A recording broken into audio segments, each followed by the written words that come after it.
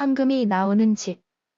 옛날 옛적 어느 산골 마을 외딴 곳에 허름한 조가 한 채 있었습니다. 그 집에는 가난한 부부가 살고 있었지요. 남편은 날마다 산에 나무하러 다니고 아내는 밭에서 푸성귀를 기르며 살림을 꾸려갔지만 살림살이는 좀처럼 나아지지 않았습니다. 하지만 이 집엔 아주 특별한 비밀이 숨어 있었답니다. 어느 날 남편이 평소처럼 산로 나무하러 가던 길에 길가에 쓰러진 노인을 발견하였습니다. 노인은 입술이 말라 바짝 타 있었고 발은 피투성이가 되어 있었지요. 남편은 노인을 부축해 자신의 지게에 태우고 집까지 정성껏 모셔왔습니다. 아내는 허둥지둥 끓인 죽을 떠먹이며 말했습니다. 이 작은 집이 불편하시겠지만 몸을 추스르실 때까진 계십시오. 며칠 동안 노인을 정성껏 돌본 끝에 노인의 얼굴엔 혈색이 돌고 기운도 조금씩 돌아오기 시작했습니다. 그제야 노인은 입을 열었습니다. 내 실은 그냥 노인이 아니요. 사람의 마음을 살피러 이 세상에 내려온 하늘의 사람이지요. 부부는 깜짝 놀라며 절을 올렸습니다.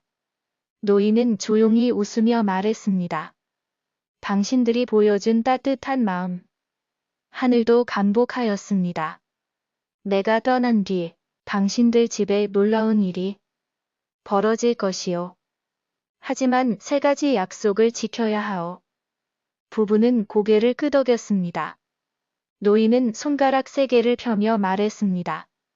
첫째, 절대 탐욕을 부리지 말 것. 둘째, 남의 고통을 외면하지 말 것. 셋째, 이 집의 비밀을 함부로 말하지 말 것. 그 말을 남기고 노인은 어느 날 새벽 안개 속으로 사라졌습니다.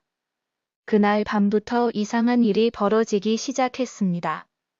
부부가 잠들려고 불을 끄면 방 안 벽지 틈 사이로 조용히 황금빛 가루가 떨어지기 시작하더니 다음 날 아침 벽 아래 작은 단지 안에 반짝이는 황금 덩어리가 생겨 있었습니다. 처음엔 의심도 하고 두려워도 했지만 노인의 말이 떠올랐습니다. 하늘이 주는 선물이라 했지. 부부는 그 황금으로 찢어진 옷을 바꿔 입고 기운 빠진 지붕을 고치고 오랫동안 고장 난 우물을 수리했습니다. 하지만 여전히 검소하게 살며 가난한 이웃들에게 곡식을 나누고 길을 잃은 아이들에게 밥을 지어 먹이며 늘 따뜻한 마음으로 지냈습니다. 몇 해가 흐르자 마을 사람들은 이 부부의 살림이 점점 나아지는 것을 보고 수군거리기 시작했습니다. 저 집은 어떻게 저리도 넉넉할까? 도깨비라도 도와주는 게 아닐까?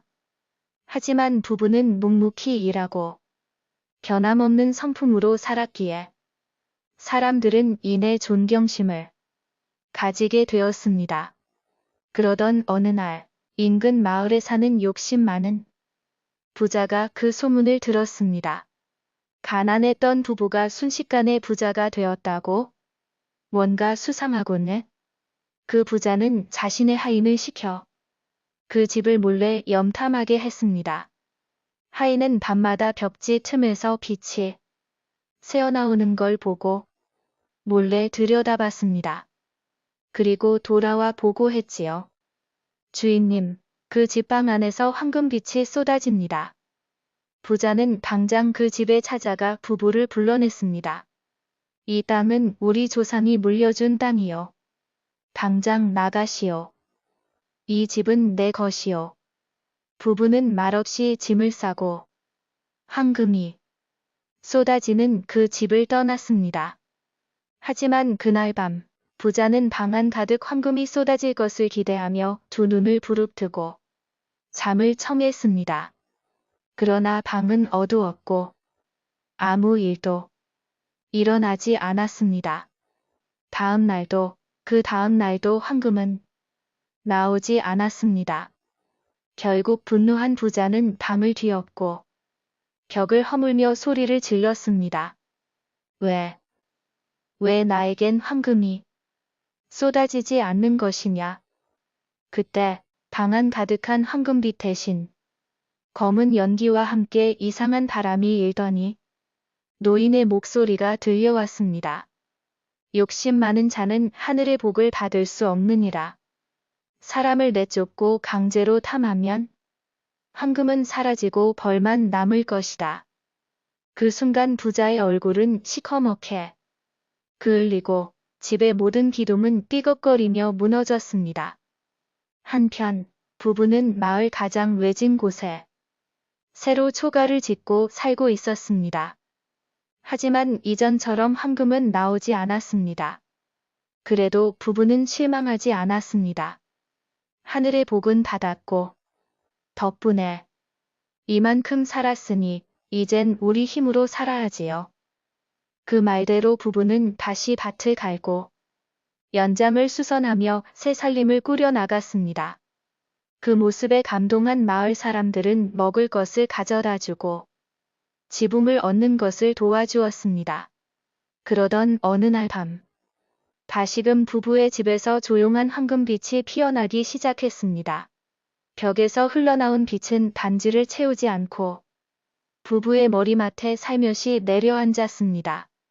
그리고 익숙한 노인의 목소리가 속삭였습니다.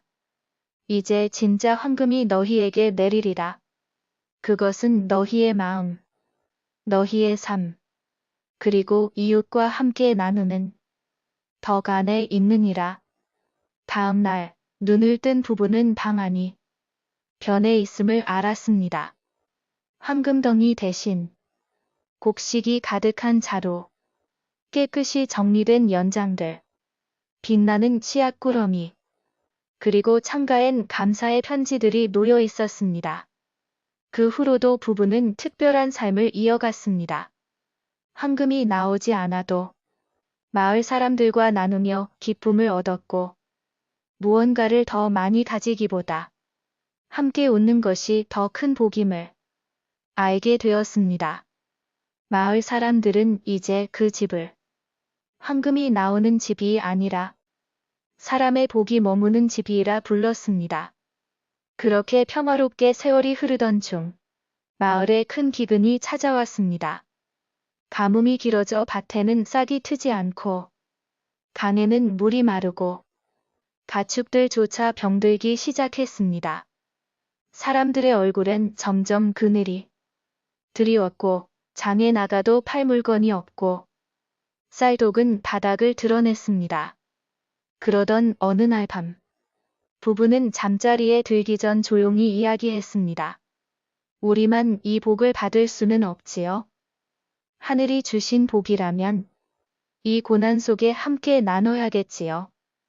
다음 날 아침, 부부는 집 문 앞에 큰 함지박을 놓고 그 안에 곡식과 황금, 마른 나물이며 옷가지들을 가득 담아 마을 사람들에게 열어두었습니다.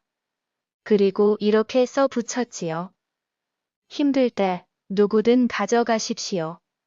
빈손으로라도 괜찮습니다.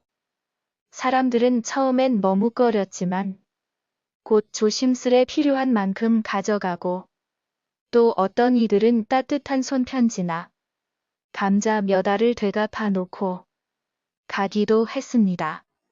그 일이 알려지자 멀리 다른 마을에서도 사람들이 찾아와 그 부부를 만나러 왔습니다.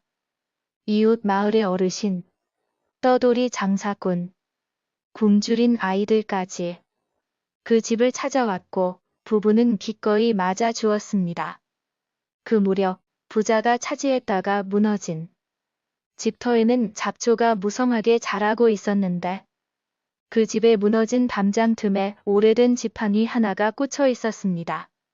바로 하늘에서 내려왔던 그 노인의 지팡이였지요.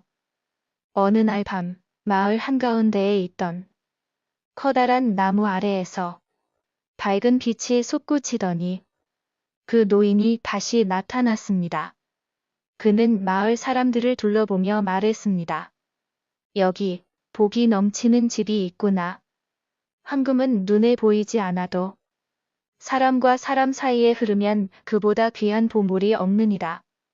그 말을 남기고 노인은 다시 바람을 타고 사라졌습니다.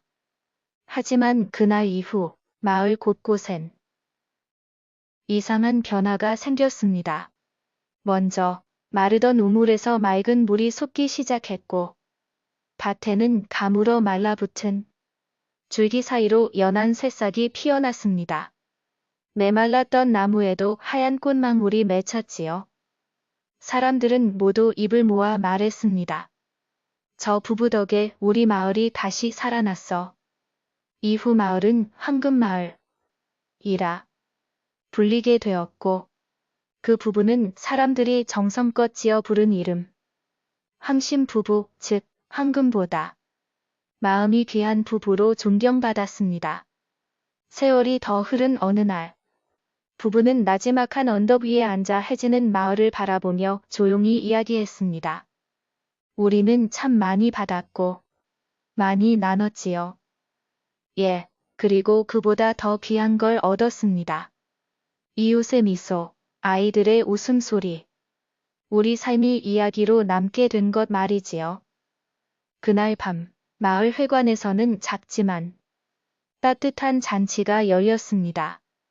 아이들은 작은 연극을 준비해 황금이 나오는 집의 이야기를 흉내냈고 어르신들은 주먹밥과 고구마를 나눠 먹으며 하나같이 말했습니다. 진짜 황금이 뭔지 이 집이 보여줬지요. 돈이 아니라 마음을 나누는 삶. 그게 참된 부자요. 이후로도 이 이야기는 마을을 넘어 여러 곳에 퍼졌고 이야기를 들은 사람들은 서로 나누며 살아야겠다는 마음을 품게 되었습니다. 그리고 지금도 누군가 정성을 다하면 어느 작고 오래된 집에서 살며시 황금빛 바람이 불어온다고 합니다. 그 바람이 머무는 곳마다 진짜 황금이 피어난다는 전설과 함께 말이지요. 들어주셔서 감사합니다. 구독과 좋아요 부탁합니다.